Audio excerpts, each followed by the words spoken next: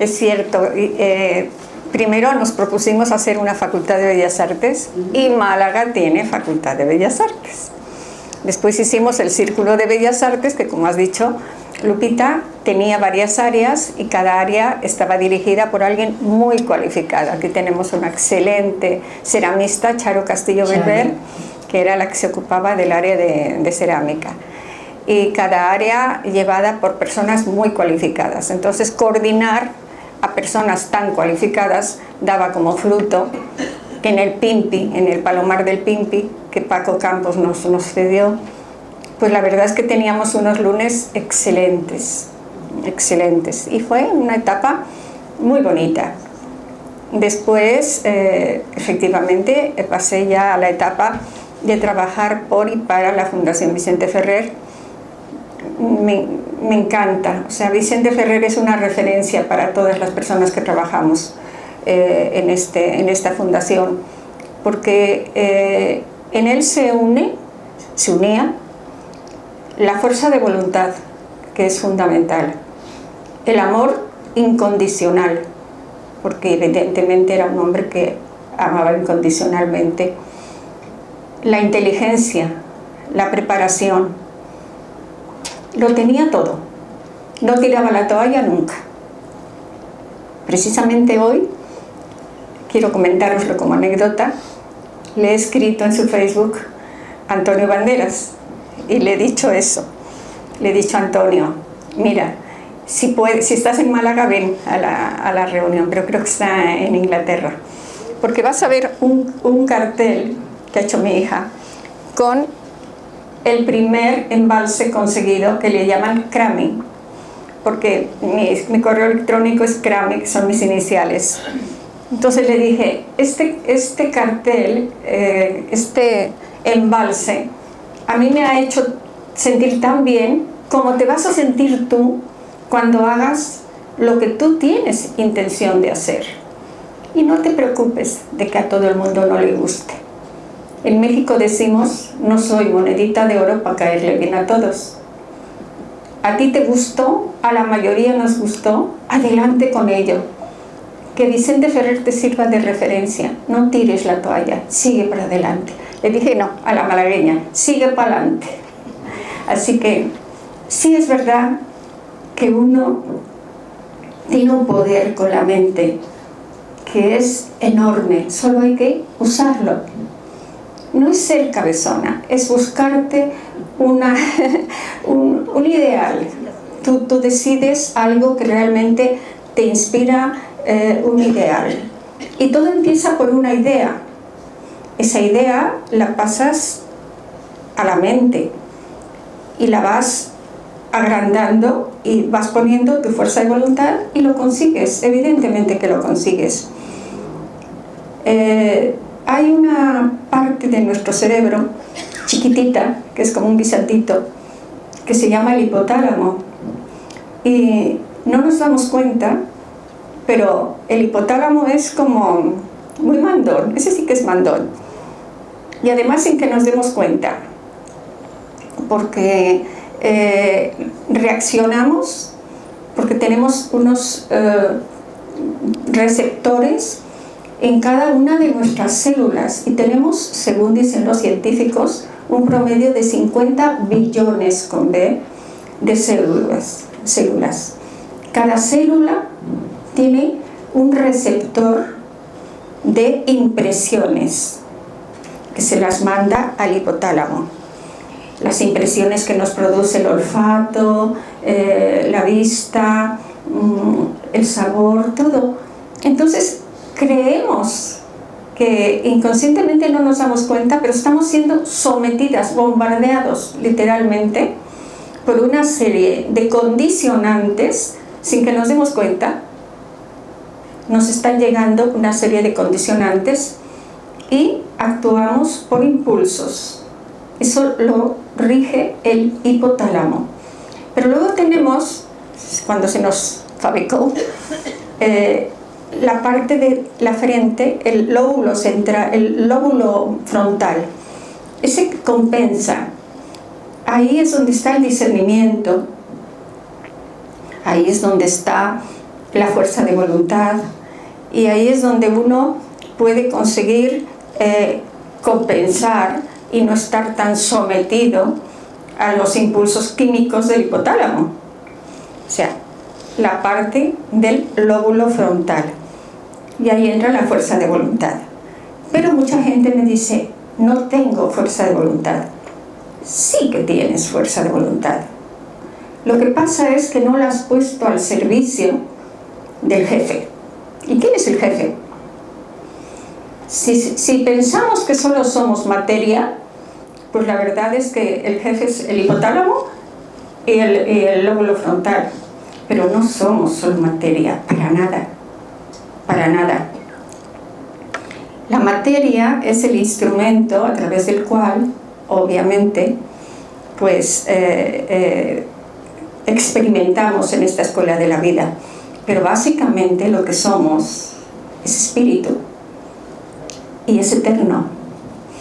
Todos, absolutamente todos, lo acepten o no lo acepten, somos una parte infinitesimal, pero una parte de la gran fuente creadora de luz y amor. Esa gran fuente creadora de luz y amor está inherente en todos nosotros, solo que la tenemos como aparcada, muy aparcada, y es una lástima, porque cuando la sacamos y le entregamos la batuta para que se ocupe de nuestras actividades, empieza lo más importante que nos puede suceder: un despertar de conciencia. Elevamos el nivel de conciencia, y cuando elevamos el nivel de conciencia, automáticamente las facultades dormidas, que todos tenemos facultades dormidas, de hecho la ciencia lo dice bien claro, la mayoría de las personas parece ser que usamos entre un 5 y un 10% de nuestras facultades mentales. Yo diría que algunos bastante menos. Están tan sometidos a ese bombardeo de tonterías que nos lanzan para que tengamos, por ejemplo, yo estoy en contra del fútbol, ni mucho menos, porque es un deporte y es bonito, pero que la gente se pelee, que lleguen algunos padres a pelearse porque mis hijos están en el partido tal y el otro tal y el referee hizo tal o cual. Obviamente algo está fallando para que se actúe de una manera así. ¿Dónde está? ¿Dónde está la más leve inteligencia? Pues está escondida. Está escondida porque no le hemos entregado a esa gran joya que todos tenemos, la batuta. Y entonces cuando se le entrega, empieza un despertar de conciencia. Y el despertar de conciencia trae consigo maravillas. Mucha gente dice, son poderes. No, no son poderes. Son milagros. No, no son milagros. Son facultades que todos tenemos, pero dormidas. Si las despertamos, de pronto empiezan a sucedernos cosas fantásticas. Qué bonito, ¿no? Claro, es que a ti te pasa. No, no. Es que yo soy cuchillito de palo, como decimos en México. Taca, taca, taca, taca, el cuchillo de palo al final, cuando pasa mucho por un sitio, termina cortando.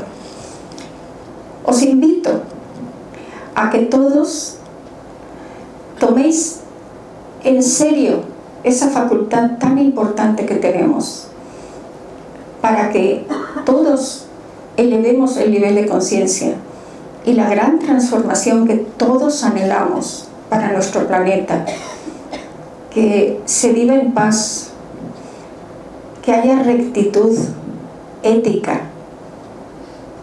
que haya verdad, que se comporte como lo más natural, que no sea una cosa excepcional, que no digamos, es muy buena gente. No, no, es que es lo natural. Lo antinatural es lo contrario. Para que esto suceda, concretamente, por ejemplo, el día 3 de junio, me han invitado para que organizara en Málaga una meditación, oración, decreto, cada quien según su religión o su forma de pensar, no importa. Lo que importa es qué es lo que vas a decretar, o por qué vas a orar, o por qué vas a meditar. Si todos nos unimos a las 5:30 de la tarde en el Morlaco, eso en cuanto a Málaga, pero es que a mí me han invitado y están prácticamente todas las ciudades de España. Vamos a unirnos con una fuerza mental muy, muy grande para que consigamos que ese poder de la mente crear un campo energético de gran potencia. Ese gran campo energético, al unirse con el campo energético de otra ciudad y de otra ciudad y de otro país y de otro país, creamos una maravilla de campo energético que contrarresta esa fuerza oscura que nos lleva a tener guerras y tonterías y dolor y sufrimiento. Eso lo tenemos que vencer y es cosa de todos. Es muy fácil decir, no, es que tenemos los que mandan. Los que mandan no tienen nada que hacer si los de abajo decimos no. Pero no con fuerza de voluntad, con contundencia. Y lo podemos hacer usando el poder de la mente. Usemos ese poder de la mente para crear campos energéticos que contrarresten la morfogenética de la oscuridad que nos ha regido. Es muy triste que en el planeta haya aproximadamente un 20% que vivimos, y me incluyo porque nosotros somos personas de las que vivimos bien, y hay un 80% en donde se vive con hambruna, con desesperación, huyendo de sus ciudades, de sus países, muriendo en el Mediterráneo cantidad de gente en las pateras. Todo eso es fruto de una cúpula a la que le interesa que haya guerras, porque a ningún ciudadano de a pie le interesa que haya guerras. Las guerras son terribles, solo traen sufrimiento y dolor, pero obviamente son un gran negocio. Entonces nosotros tenemos que con la mente contrarrestar esa morfogenética. Es importante que tomemos todos conciencia de ese poder mental que todos tenemos para contrarrestarlo. Yo quisiera que esto que estoy diciendo no entre en saco roto, que verdaderamente lo reflexionéis un poquito. Nosotros, por ejemplo, bueno, mis libros concretamente, pues a mí me gusta investigar, soy curiosa, pero no curiosa de lo que hace fulanito, menganito, eso no me importa. Curiosa de esas cosas interesantes, de por qué el sentido de la vida, cuál es, nacer, crecer y morir, así, nada más. Evidentemente no. Evidentemente. Y luego, cosas que sabemos que pasan y que las ocultan. ¿Por qué las ocultan? Intereses creados. Siempre son intereses creados. Fijaros, si Vicente Ferrer empezó en el sur de la India, los que habéis visto la película, de cero, partiendo literalmente de cero, y consiguió que hoy en día en 3.500 aldeas se viva con dignidad, obviamente es que se puede. Si él lo consiguió sin tener apenas medios, porque en este momento somos muchos en España trabajando ya para la Fundación Vicente Ferrer, pero él cuando empezó partió de cero, no tenía ayuda por nada, por ninguna parte, pero tenía fuerza de voluntad, trabajó ese poder mental y lo canalizó hacia el bien. porque obviamente ese poder mental, los que lo canalizan hacia el mal son los que crean guerras y crean todos esos caos. Pero nosotros, la mayoría de los humanos, somos positivos, la mayoría. Y prueba de ello es que cuando sucede alguna desgracia grande, todo el mundo se vuelca y va y dona sangre y ayudan a todo a tope. ¿Por qué? Porque somos realmente, la mayoría de la gente somos buenos. Reaccionamos enseguida. Si alguien se cae, si a alguien le pasa una desgracia, nos da pena. Si nos enteramos que a alguien le ha pasado algo a su hijo, casi sentimos ganas de llorar. O sea, realmente somos personas que tenemos mucha empatía con los demás. Esa es la parte que tenemos que fomentar, es la parte que tenemos que unir, y es la parte con la que podemos conseguir la gran transformación de nuestro planeta. ¿Os parece bien? Pues es cosa de todos, amigos. Verdaderamente, cuando uno se lo propone, y Vicente lo demostró, se puede conseguir todo. Hoy en día, en Anandapur, como os decía, se lleva una forma de vida muy digna. Hacemos varias cosas: educación, cultura. Incluso a las niñas que tienen una capacidad intelectual se les da la posibilidad de que hagan carrera. Antiguamente a las niñas para nada, llevarlas al colegio. Al principio Vicente y Ana tuvieron que ir casa por casa pidiéndoles: manda a tu niña al colegio. No, ¿para qué? Si total la vamos a casar ya. Las casan siendo niñas. No, mándala, mira. No, además nos ayuda. Bueno, yo te doy lo que gana tu niña. Y así fue convenciendo. Hoy en día no hace falta eso, porque las madres, esas niñas ya son madres y están bien orgullosas de tener una cultura y quieren que sus hijas también la tengan. Son 3.500 aldeas, que aquello es como una isla.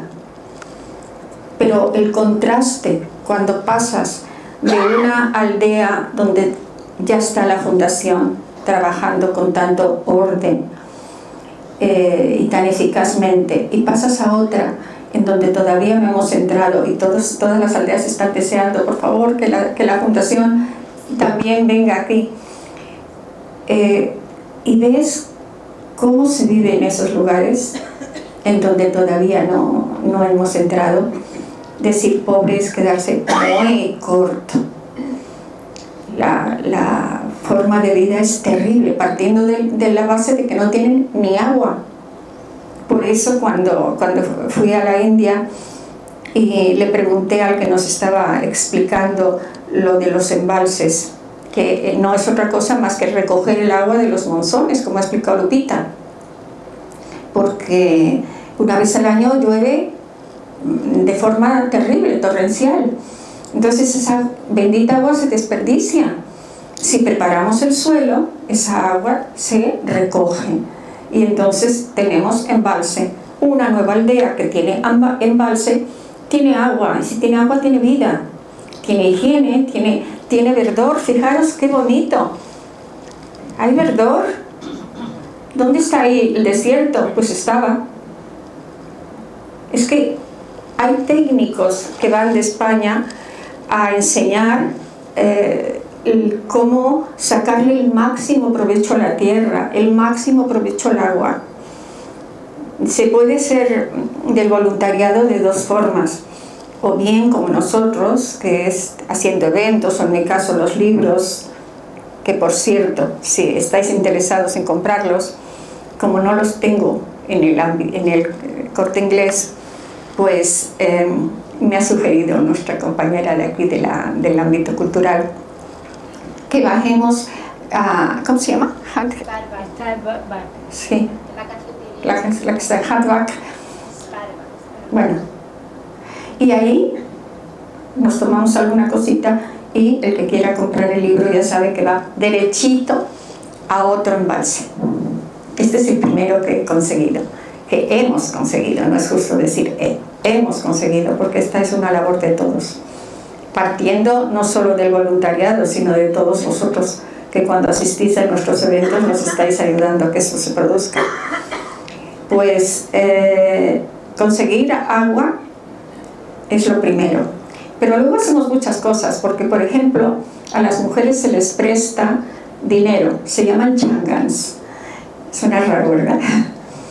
Pues se les pide que colaboren con algo de ahorro que para ellas representa mucho, unas rupias de nada, pero son un esfuerzo porque no tienen nada y ahorrar unas rupias representa mucho, porque cuando uno no pone un poquito de su parte, entonces lo que sucede es que no lo valoras. Así que nosotros lo que hacemos es que les pedimos que ahorren, y cuando han juntado unas poquitas rupias, entonces ya les prestamos. Y hay una cosa que se hace que es fantástica. Fijaros, algunas personas piden solamente para tener un changarrito, su pequeño negocito, pero algunas son un poquito más ambiciosas con su marido, deciden comprar búfala.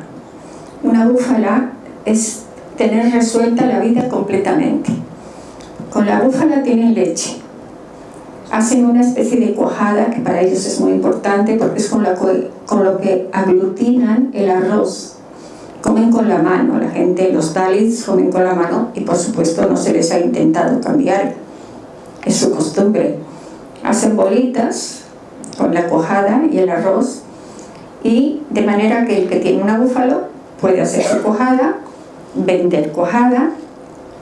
Además, con el excremento de la búfala lo que hace es que crean el biogás. El biogás les permite tener una cocinita, un hornillito, y ya guisan con un hornillito por biogás, cosa que de lo contrario pues quemaban todo lo que podían por ahí para hacer la comida y se les enfermaban mucho los ojos.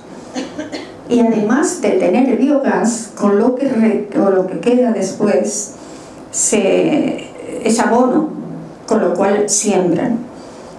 Y ya tienen también su pequeño huertito. Es decir, con una búfala tienen resuelto el ciclo de la vida. Fijaros si los poderosos del mundo simplemente copian esto que se hace en la Fundación Vicente Ferrer. Toda la gente que vive en la más terrible pobreza lo podría resolver de la misma manera, así de fácil. Solo es que hay que querer, claro, y eso es lo que tenemos que nosotros con la mente conseguir que se produzca. Por lo demás, otra de las cosas que se hacen pues es ortopedia, porque hay muchas personas que tienen problemas con las piernas o han tenido una niñez muy difícil y tienen los huesos mal, les faltan las piernas a veces, en fin, y claro, tienen que reptar para ir de un lado a otro. Y cuando fuimos un chico que reptaba, ya tenía su pierna ortopédica y sus muletas, y nos enseñaba, nos hacía una demostración de cómo se podía ya él mover de un lado para otro gracias a sus muletas y a su pierna ortopédica. Qué sencillo, ¿verdad? Y sin embargo para esa persona era la vida, transformado la vida completamente.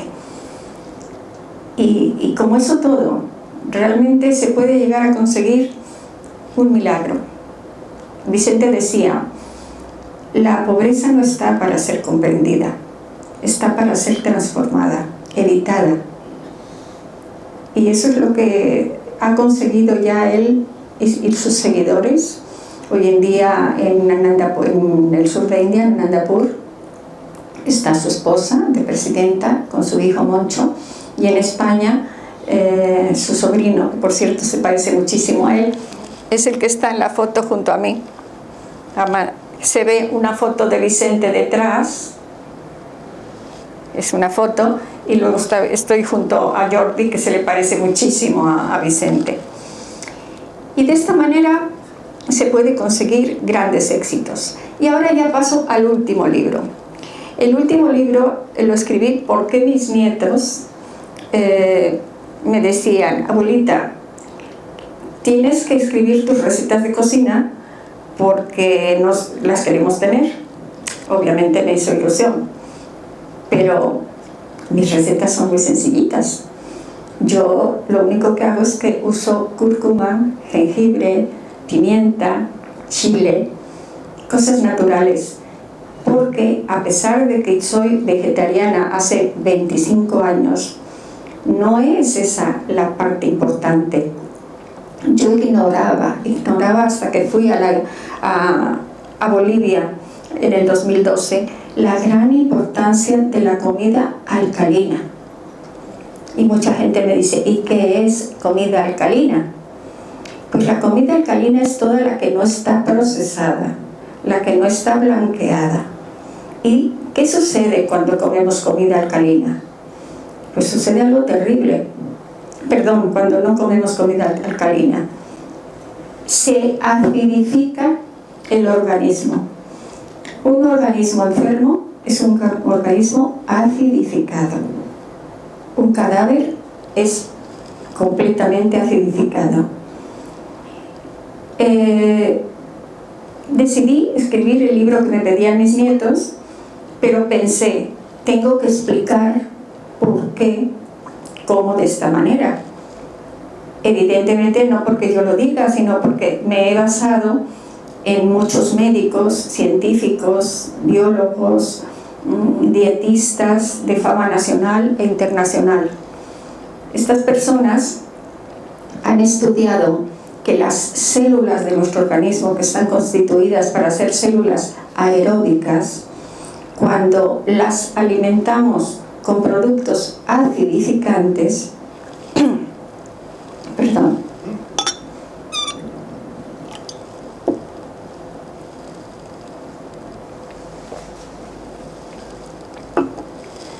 esas células se transforman en anaeróbicas. Pasan de ser células aeróbicas a ser células anaeróbicas. Cuando un organismo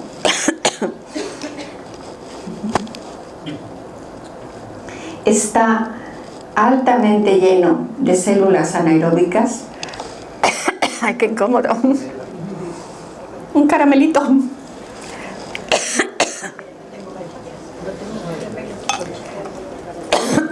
Perdón. Un caramelito. Un caramelito, marchando.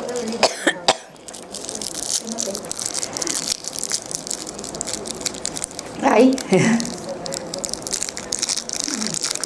No es de eucaliptus. ¿No tenéis nadie de eucaliptus? Prefiero. Gracias. Gracias.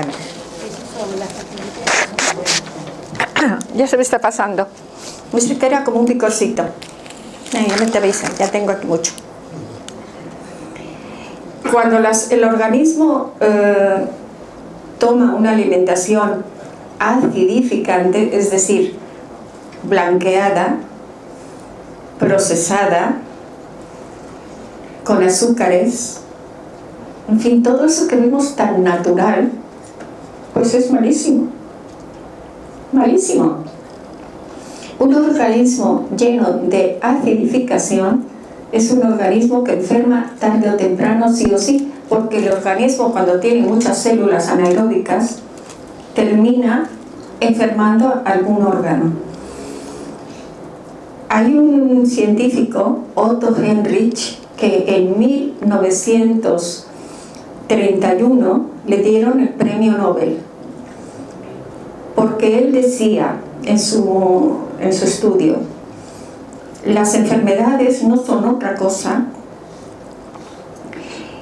que el nombre que se le da a unos síntomas que los ha producido una causa, que es acidificación del organismo.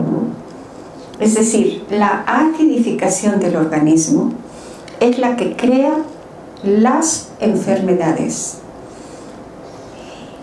¿Qué sucede? Que hay muchos científicos, como os he dicho al principio, que yo los he introducido la mitad del libro, que se llama La llave de oro para tener buena salud, está basada en personas pues como Otto Heinrich, por ejemplo, con pelos y señales. Todo lo que yo digo os podéis cerciorar, no está inventado para nada.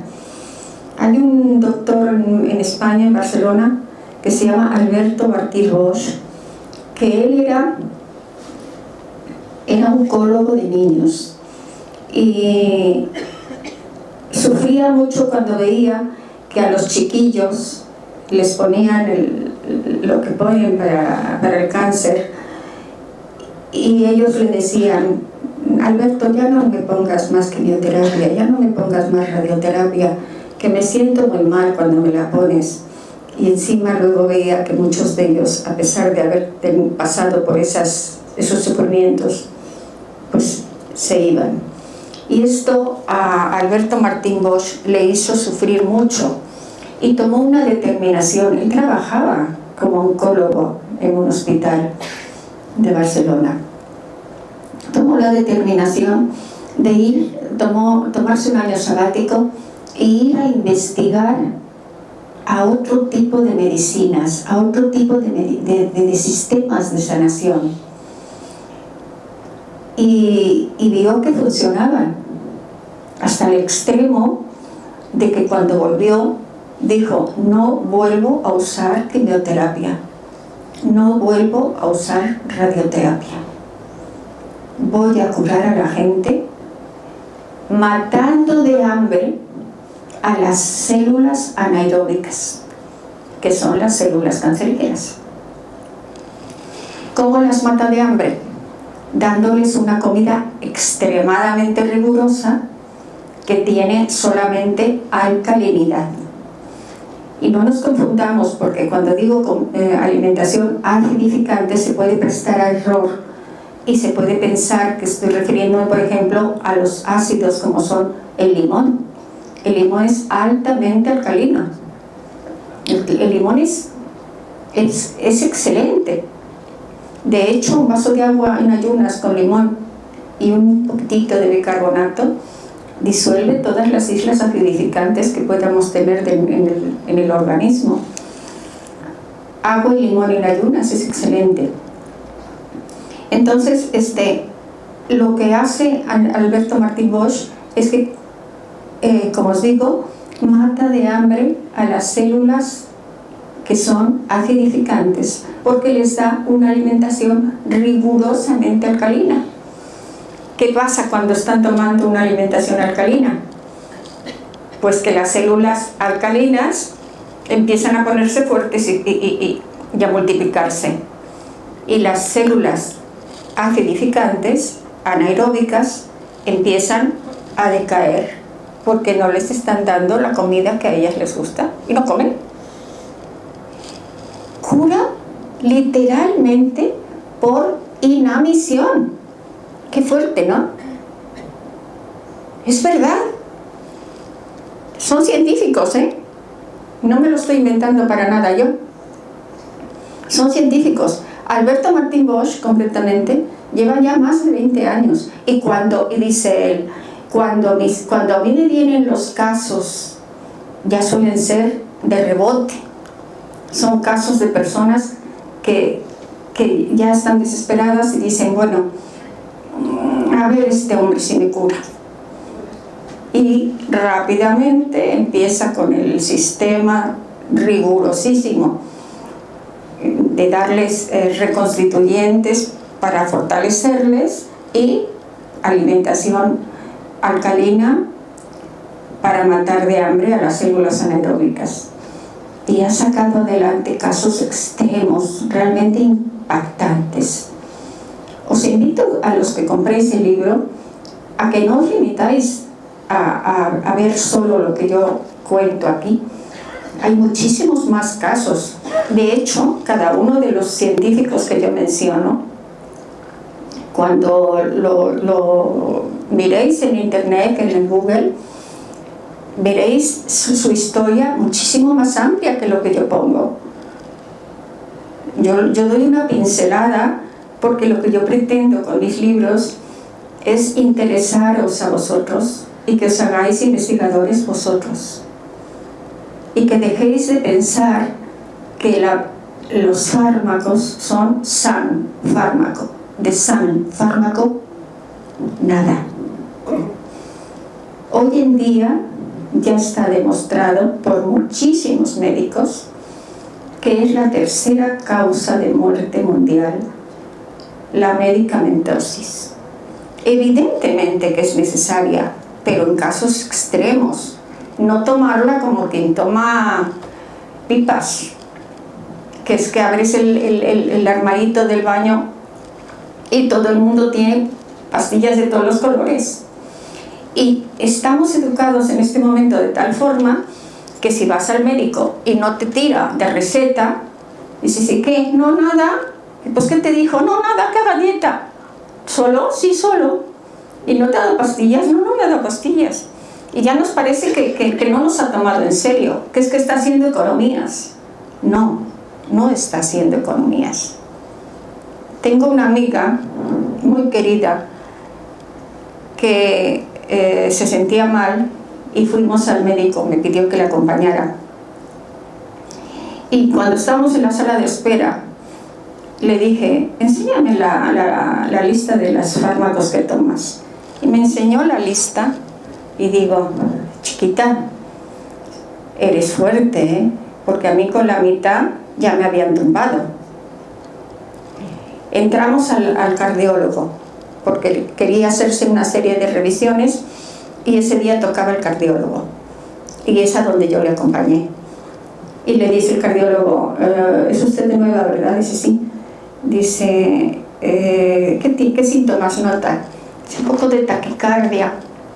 Y le digo, doctor, ¿me permite que yo meta un poco de mi cuchara? Le digo, mire, es que me acaba de enseñar la lista de fármacos que toma y estoy espantada. ¿Cómo puede un cuerpo aguantar tantos fármacos?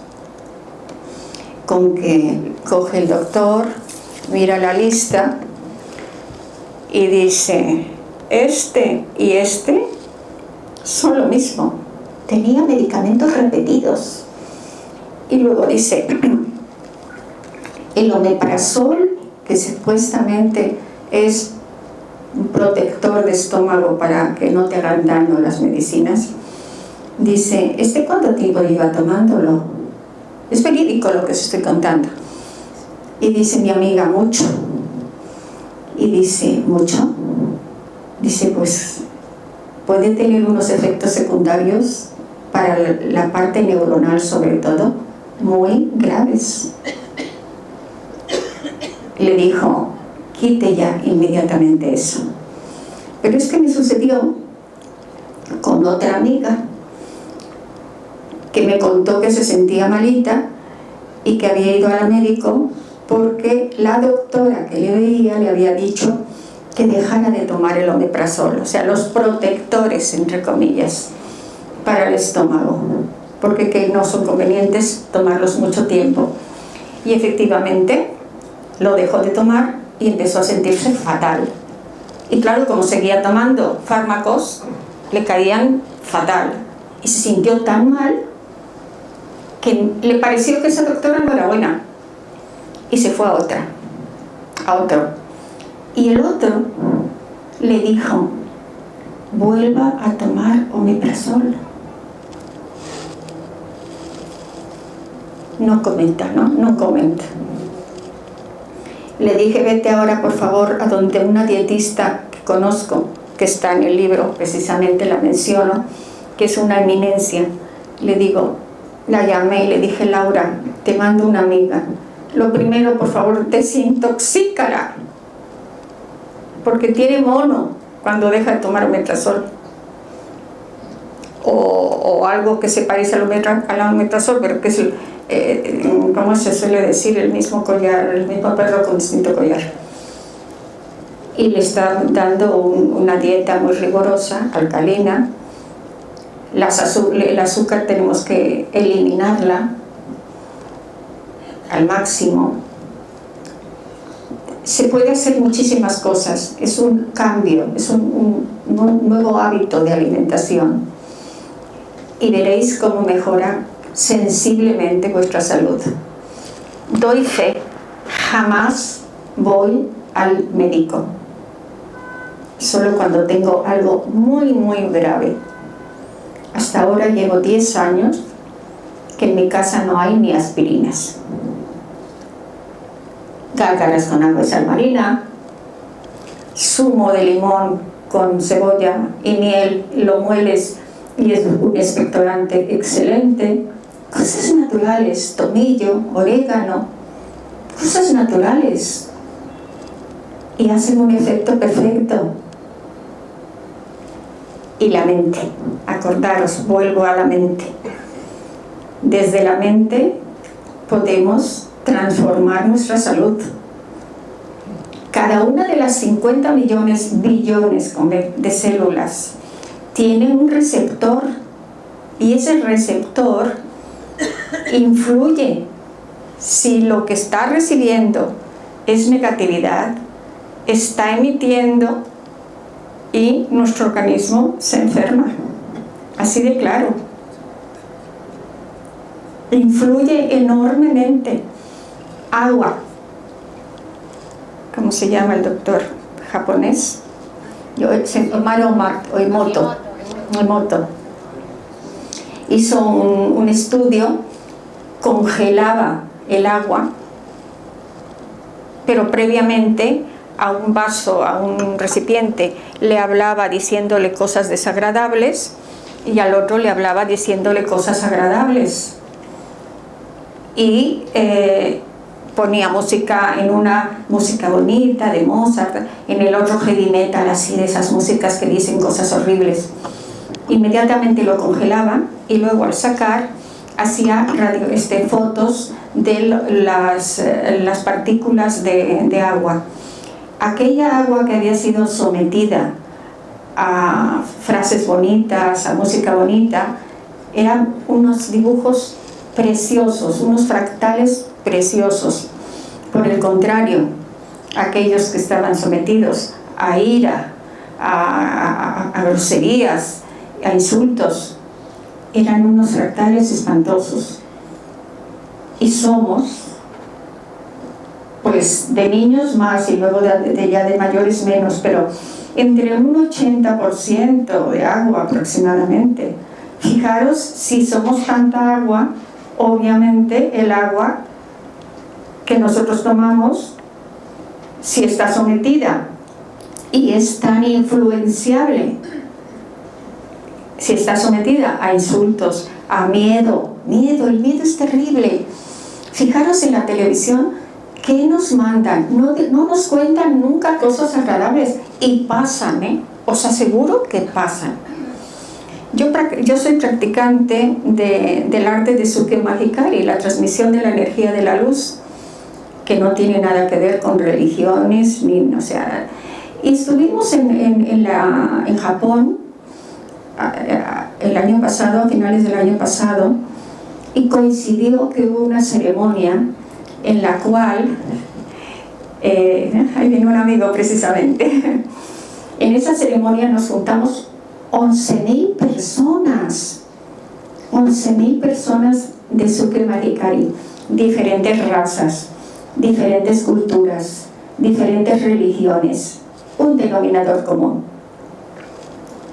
transmitir la luz y pedir paz, luz, paz y amor. Ese era el denominador común. No os podéis imaginar qué impresión, 11.000 personas, todas concentradas en lo mismo: luz y amor. Eso, por lo menos como curiosidad, se tenía que haber puesto en el telediario, ¿no es cierto? 11.000 locos en Japón que dicen que están pensando en que haya paz.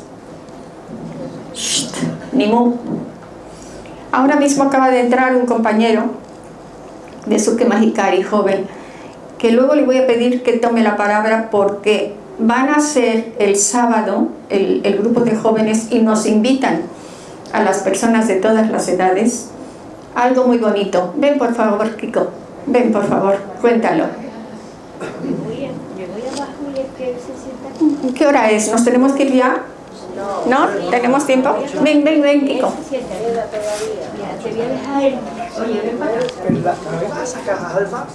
Alba o Kiko. A ver, los dos, Alba. ¿Qué hace, Gota? Hola, cariño. Venga. Que hable ella, que es la que organiza la actividad del sábado. Hola, buenas tardes. Os invitamos. Hola, cariño. Tú, que tú eres la anfitriona. Venga.